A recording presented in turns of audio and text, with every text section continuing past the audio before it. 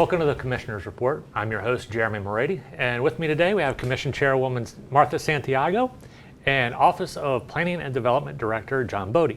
Thank you both for being here. Thank you for having us. Yeah. Well, we've got a lot to unpack here today in a short time, really, in looking at your recent joint meeting with the Polk County School Board.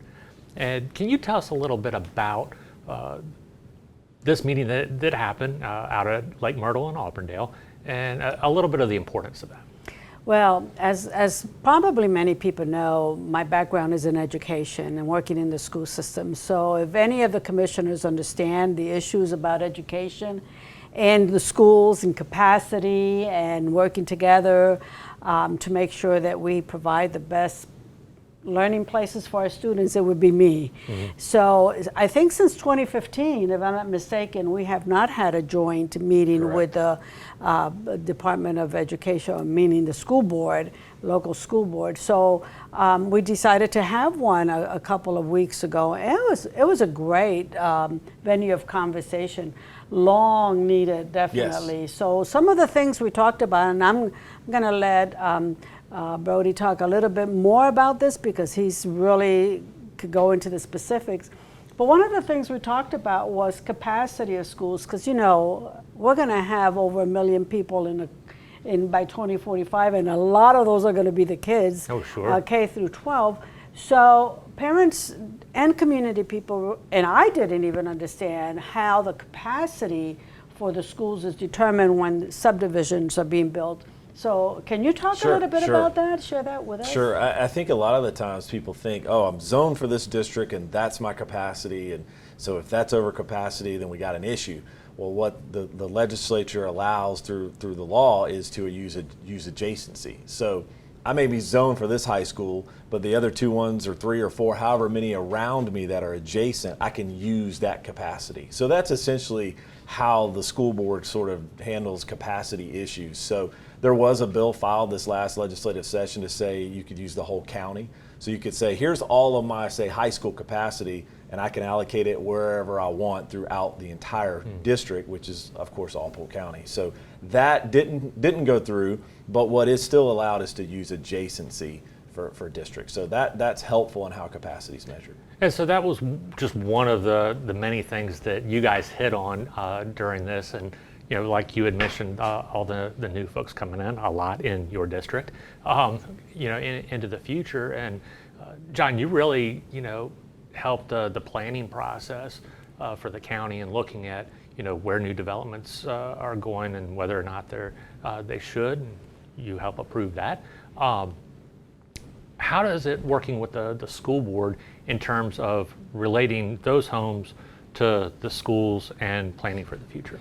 Well, I'll say that initially in the early 2000s, school concurrency, as we know it, was optional. Then the legislature came along and a year or 2 later said, oh, you have to do it.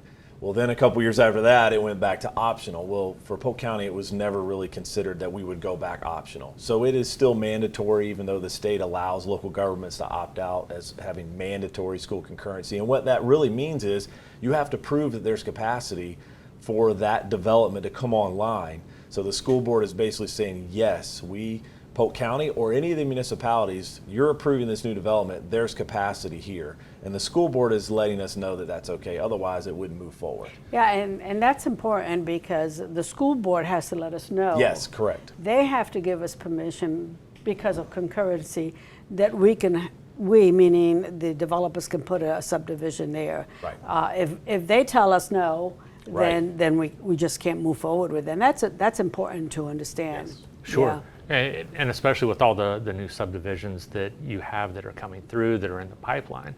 How is it working with the school board in planning the newer schools with the properties and looking that broader picture to see everything that's coming down the pike? Well, I will say, and I think the work session, you'd probably agree, highlighted the collaboration, cooperation that I think we have with the school district. So when they're looking for new school sites, we're helping them out in that process as far as, yeah, here's the transportation network, or here's the improvements that might be required if you choose that site, and the process and things like that. So I would say we have a great working relationship with them. with the school board district as they plan for new schools. We have a representative on their attendance boundary committee that helps zone these new schools. So when these new schools come online, we've got a zone for that, and the school board does, but through that committee they make recommendations to the school board. So I would say the planning is really quite well, and I think the work session highlighted that.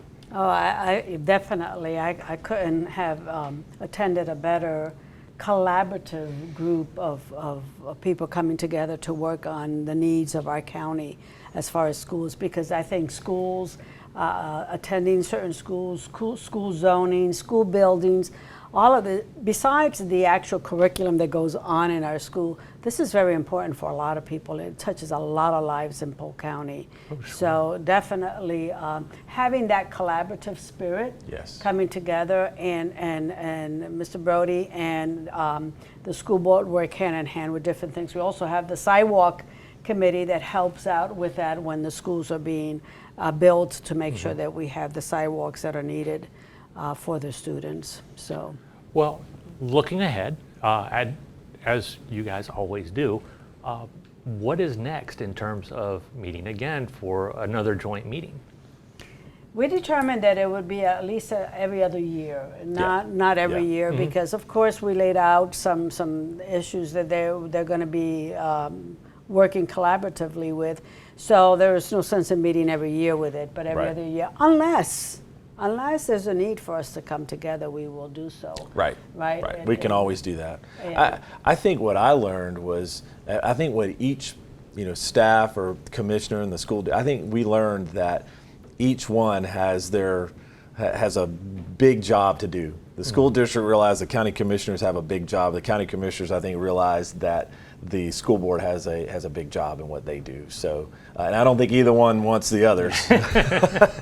So, but I think it was just so they could appreciate what each other, the issues they face, and the things that go forward. But to bring it together was great. And it was really good also for our superintendent, because the superintendent is just fairly new. So just being able to have that joint meeting and being able to discuss certain issues that are going on, especially with planning and schools. And one of the things that they talked about was the fact that we don't always have to build new schools. We can retrofit other schools. Correct. You want to talk a little bit about that? Well, yeah, recently, because we do have a school impact fee in Polk County that recently, so it comes through here, the county commission, and they have to release those funds. And part of the release is the school board has to state what they're doing and what projects they're doing. So recently they were doing 2 modernizations at 2 existing schools. So it's not always about building new schools. So let's modernize what we have and increase capacity, and that's exactly what they did. I think it was Garner Elementary and Southwest Middle School where they were doing that. Awesome. Well, thank you both so much for coming in and talking a little bit about this, because there's just so much there to unpack, and you really broke it down well. Thank you. Thank you so much. Appreciate it. And that does it for this edition of Commissioner's Report. Join us next time.